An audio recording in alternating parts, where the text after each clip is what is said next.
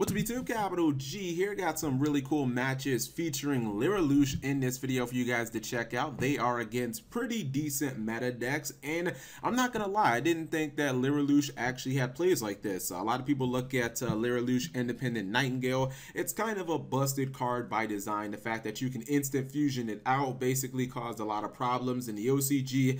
It indirectly got the Tyrant Neptune banned, and a lot of people thought that Lyrilusc would only be good because of the Tyrant Neptune, but this actually shows you some ways to use the deck as it's intended and how you can really use Independent Nightingale fairly easy, because when you get that card on the board, it's pretty damn hard to kill unless your opponent has something like a Kaiju or maybe a Utopia the Lightning. It's a very strong play, and let's just go ahead and show you guys the deck in all of its glory. And I know you guys are looking at the instant fusion in his hand. He's not going to summon what you think he's going to, so he's playing against Fluffles in this match. And if you guys didn't notice, yeah, he actually started and completely passed turn, which against Fluffles, basically, a lot of times I would expect Fluffles to just OTK you if you do that, but he does have the Battle Fader in his hand. And the thing about Lyrilusc is a lot of the versions are going to just run a whole bunch of level 1 monsters. That's why you'll see things like Kinkabouyu, you'll see Jester Confident. Jester Confident's actually a really good card.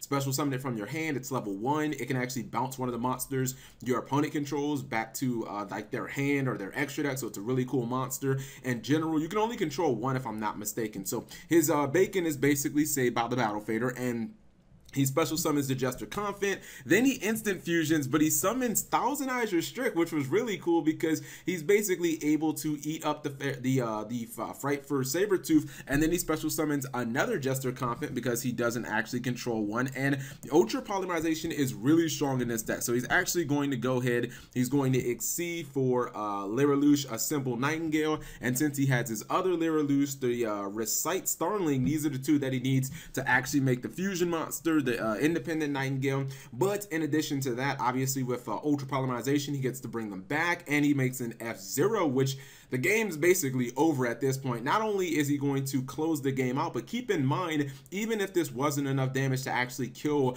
the Fluffle player in battle, he still would have been able to use the burn effect of Independent Nightingale. Since she is level 6 in this situation, he'd have been able to do a legitimate amount of burn damage as well. I think, what, like 3,000 burn damage too? So definitely an explosive play by Lyrilusc. And let's actually go ahead and see game number 2. Now you see there, obviously the Battle Fader really came in handy. I believe he's going to go first again in this duel, but this time he actually does have some plays.